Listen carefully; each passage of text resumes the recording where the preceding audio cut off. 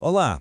Sabem, às vezes os objetos mais banais do dia a dia escondem as histórias mais incríveis. E hoje vamos ver exatamente isso. Como é que duas simples cartas, enviadas do Algarve no século XIX, nos abrem uma janela para uma época de transformação profunda em Faro.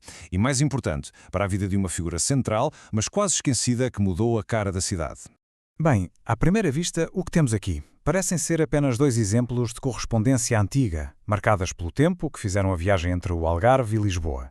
Mas o que é verdadeiramente fascinante nisto tudo são os detalhes filatélicos. Para quem não está tão por dentro, isto é o estudo dos selos e das marcas postais. E neste caso são precisamente esses pequenos pormenores, os selos, os carimbos, as marcas, que nos contam uma história muito, mas muito maior do que se poderia imaginar. Ok, vamos mergulhar nisto. A primeira carta, a de 1866, é um testemunho espetacular do serviço postal português daquela altura. Conseguimos ver o carimbo de barras com o número 208, que os especialistas hoje em dia atribuem a Faro. E temos também o carimbo de data, bem claro, Faro, 17 de março de 1866, e a marca de quando chegou a Lisboa. São, no fundo, como impressões digitais históricas que nos transportam diretamente para aquele momento. Mas, para além de todos estes pormenores técnicos, que são fascinantes, há uma pista, um único detalhe neste envelope que vai muito para além da história postal. É um detalhe que desbloqueia um capítulo fundamental da história social e económica de Faro. Qual será? E aqui está ele, a revelação. A carta foi escrita em papel timbrado e o nome que está impresso é Samuel Ram Faro. Reparem bem, não é Samuel Anderson, como está escrito à mão no envelope, mas sim Samuel Amram. Este nome é a chave de tudo. E é neste preciso momento que um simples envelope se transforma num documento histórico de primeira importância. Então vamos lá seguir esta pista. A partir daqui, a nossa análise deixa de ser apenas sobre selos e carimbos e passa a ser sobre o homem por trás deste nome, Samuel Amram, e a comunidade vibrante a que ele pertencia. Para percebermos a importância de Samuel Amram, temos de recuar um pouco, até cerca de 1830. Depois de séculos de ausência por causa da Inquisição, os descendentes de judeus portugueses foram convidados a regressar para ajudar a reerguer a economia do país, e muitos deles, vindos de Gibraltar e do norte da África, instalaram-se em Faro, transformando a cidade naquilo que alguns chegaram a chamar de Nova Jerusalém. E bem no centro desta nova e dinâmica comunidade estava a família Amram. Eram pessoas cosmopolitas, falavam várias línguas, o que era uma vantagem gigante para o comércio internacional, e investiram em indústrias que criaram centenas e centenas de empregos. A sua influência era tão grande que o patriarca da família, Abraão Amram, vivia num dos mais nobres solares da cidade. Agora vamos focar-nos em Samuel Amram, o homem do nosso papel de carta. Ele não era apenas um comerciante, era um empresário visionário e uma figura cívica super proeminente. O impacto que ele teve em Faro foi de facto imenso e sentiu-se em várias áreas. Esta cronologia mostra bem o seu papel central. Em 1851, Amram foi um dos líderes que compraram o terreno para o cemitério judaico, que é, aliás, o único grande vestígio físico da comunidade que resta hoje. Depois, em 1864, fez uma compra que iria marcar a cidade para sempre. E em 1889, a sua importância na cidade era já inegável. E este episódio é um exemplo brilhante disso mesmo. Quando o rei Dom Carlos visitou Faro para inaugurar a linha de comboio, o próprio bispo não tinha meios para receber a comitiva real como deve ser. E quem é que o ajudou? Foi Samuel Amram, um líder da comunidade judaica que forneceu tudo o que era preciso. Isto diz muito sobre o seu estatuto e a sua integração nos círculos mais altos da sociedade farense. Mas o impacto profundo desta comunidade não foi pacífico. O progresso económico que trouxeram andou lado a lado com focos de conflito social e alguma controvérsia na cidade.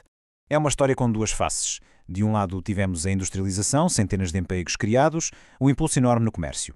Do outro, claro, surgiram tensões. A compra de património religioso, que já vamos ver, foi um ponto muito sensível. As fontes da época mencionam acusações de fogo posto para cobrar seguros e até denúncias de trabalho infantil, o que nos mostra que este período de crescimento foi também um período de grande complexidade social. E o ponto central de muita desta controvérsia foi o convento de Nossa Senhora da Assunção, um edifício do século XVI com uma carga simbólica enorme. É que foi construído precisamente em cima da antiga judiaria medieval de Faro, de onde os judeus tinham sido expulsos séculos antes. Pois bem, em 1864, depois da extinção das ordens religiosas, Samuel Amram comprou o convento em asta pública e instalou lá uma enorme fábrica de cortiça. Um monumento religioso renascentista transformado num complexo industrial. E funcionou como fábrica durante mais de 80 anos. Para a cidade foi uma mudança, claro, monumental. Isto, claro, levanta uma questão que foi colocada na altura pelo escritor Teodomiro Neto. Foi apenas uma decisão de negócios, pragmática, ou terá sido uma ação reivindicativa? Ou seja, um ato simbólico de um líder judeu que estava a recuperar um espaço que tinha sido a judiaria ancestral da sua comunidade. A forma como alguns setores da sociedade farense viram isto está bem expressa nesta citação de Teodomiro Neto. A frase "Como os judeus, em Faro, se riram de nós" reflete, segundo os registros, um sentimento de afronta que existia na época. É uma visão documentada que nos mostra como as relações sociais daquele tempo eram complicadas. Apesar da sua força no século XIX, a comunidade não durou para sempre. Vamos agora para a parte final da nossa análise, para perceber como é que este legado foi preservado mesmo depois do declínio da comunidade. Pois é, no século XX as gerações mais novas começaram a sair para estudar em Lisboa, em Londres, nos Estados Unidos, e muitos já não voltaram. A Grande Depressão também teve um impacto muito negativo nos negócios, e aquela comunidade que tinha sido um motor económico foi-se desvanecendo lentamente, até que em 1970 restavam apenas 5 judeus em todo o Algarve.